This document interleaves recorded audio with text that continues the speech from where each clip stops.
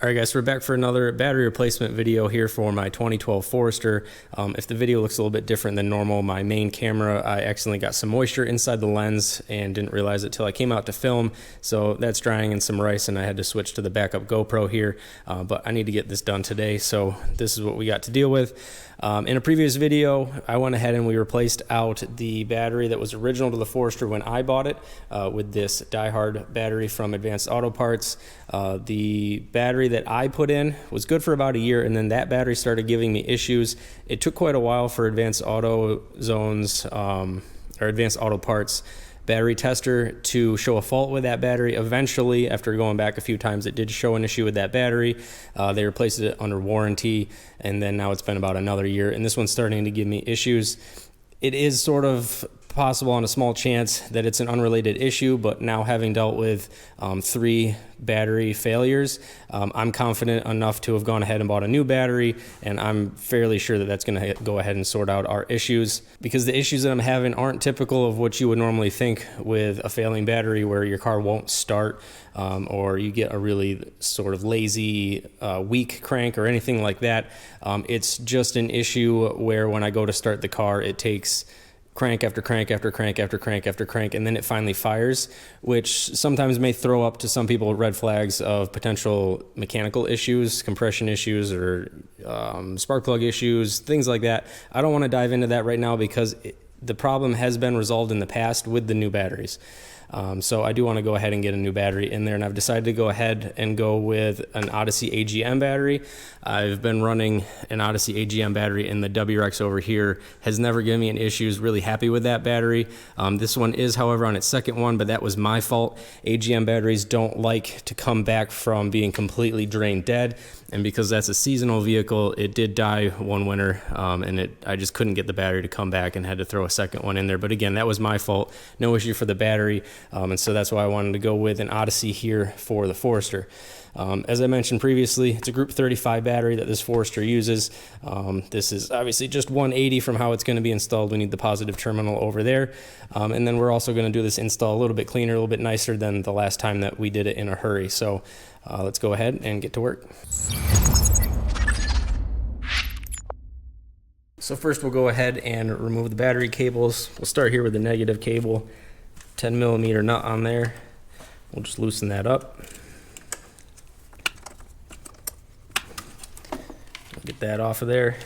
There is this little connector here that's meant to grip onto the post of your battery tie down. It's been removed so many times now that mine just doesn't like to grab on there, but you can just get like a flathead screwdriver under there or a push pin puller underneath there, and it just pops right off.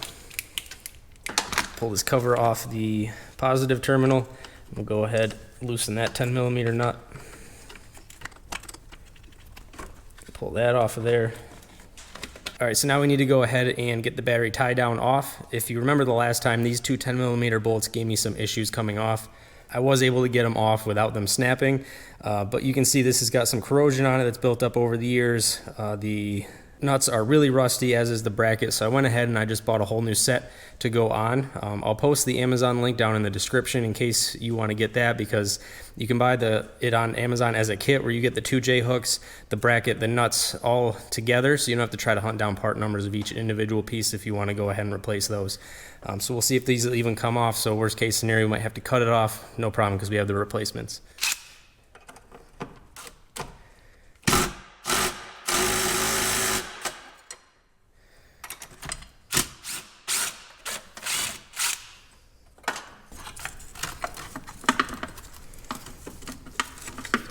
Be careful when you're taking these off. You don't want to accidentally touch it across the terminals of the battery. You're going to have a bad day if you do that, so just keep that in the back of your mind. And then that's all that setup looks like. A couple of metal J-hooks. They're threaded on the top to accept those nuts, and the bracket that goes across the top. Then we can lift the battery right out. And at least at the time of filming this video, I'm up here in upstate New York. We've been having a ton of snow lately, so I actually have quite a bit of melted snow down in this plastic tray. So we'll just go ahead and dump this out, get it cleaned out a little bit. There's quite a bit of dirt and stuff in there. We'll just get that cleaned up for the new battery. And then the batteries will have these little plastic covers on them. I'm honestly not 100% sure if these are meant to be like thermal covers or abrasion, pads so that they don't rub up against anything. Since it's there, we're going to go ahead and reuse it. I'm just going to take a minute here and clean up all this corrosion that's dripped onto it over the years, get that cleaned up, and we can throw that on the new battery.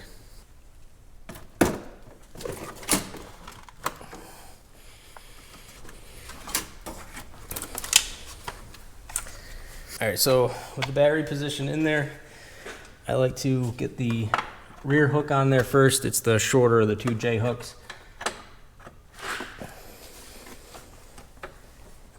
We'll get our bracket on there. Then we'll thread the first nut on there so that that stays where it's at. And then the longer J hook goes on the front and it hooks in just behind the washer fill tube.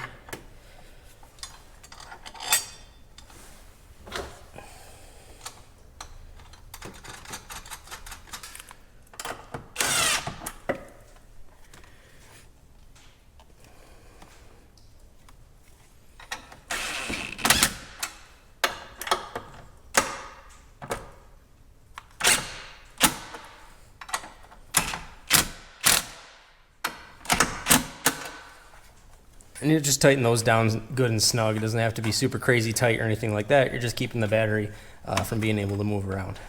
And most batteries are going to come with little plastic insulators on the terminals, so you pull those off. And then one thing I am going to do, I'm not necessarily sure if it's the right thing to do or not, but one thing that this negative terminal always seems to have is that it's very loose. Even when you tighten it all the way down, it doesn't seem to want to have a very secure clamp on your negative terminal.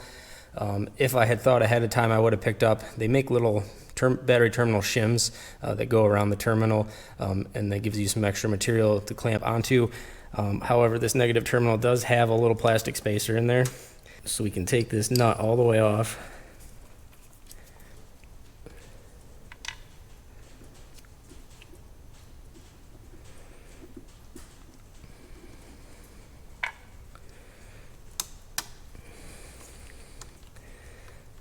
You can take the bolt out of there.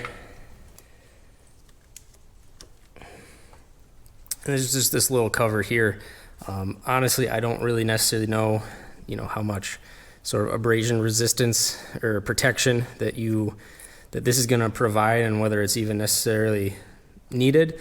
But what I am going to do is reuse this part here. We're just going to clip this little. You can see it's like, I don't know, maybe 1/8 of an inch, a little bit more of space in there. And then not having that in there means that we'll be able to clamp this down even further and get a good tight clamp on the negative post. Again, I'm not necessarily saying that you should do this or it's the right way, but this is going to work.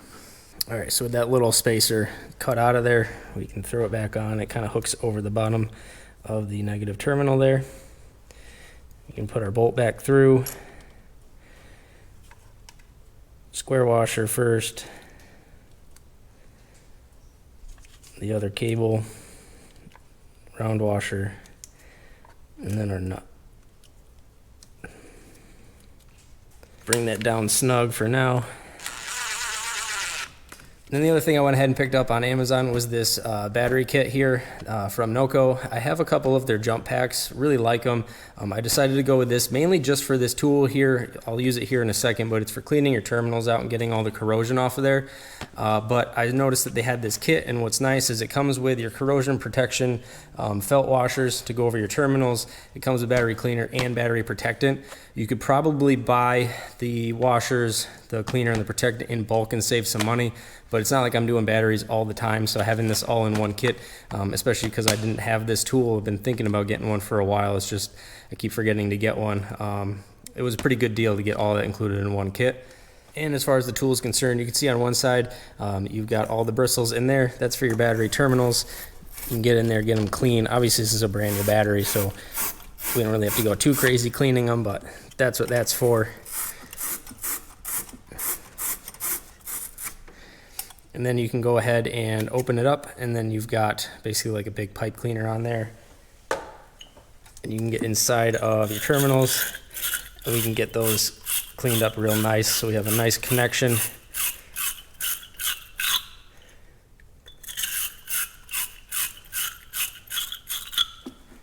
positive terminal here has quite a bit of corrosion on it, so that's where we're going to go ahead and use the battery cleaner.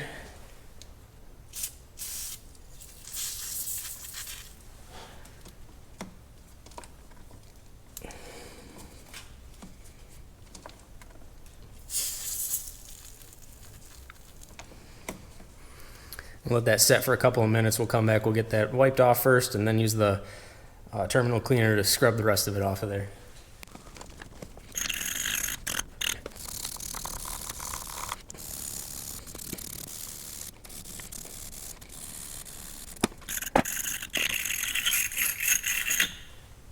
We'll go ahead and throw those felt rings on that came with the kit.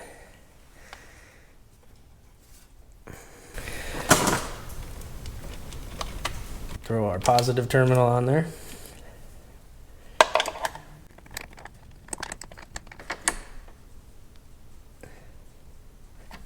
And then our negative terminal can go on.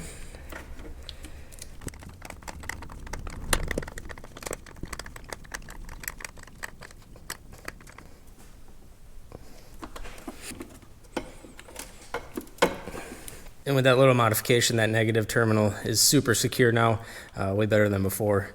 I didn't end up reusing that little plastic spacer that went on the bottom, one because we've got that felt ring on there, but two, it just kept wanting to fall off, so I really don't think it's that important anyway, so I'm just going to ditch it. All right, and I forgot to hit record there, but I already went ahead and I sprayed these terminals with the corrosion preventative that Noco provides. In their instructions, if I'm reading it correctly, they pretty much want you to spray everything that's metal, even the battery tie down and everything. I'm not going to do that. I'm pretty much just going to coat the terminals, which you can see that's all I've done here. I guess you could hit this because it did have the old one that came out that was all rusty and gross, did have some corrosion on it. I don't really think that's necessary. I'm not going to spray it, but yeah, all I did came in here. We just gave these a good spray with this corrosion preventative, and we can go ahead, place the protective cap back on the positive side. And then we can go ahead and start this thing and see if it only takes the 1 or 2 cranks that it should take to start this car. If it takes a whole bunch of cranks again, then I know I got to start looking somewhere else for issues.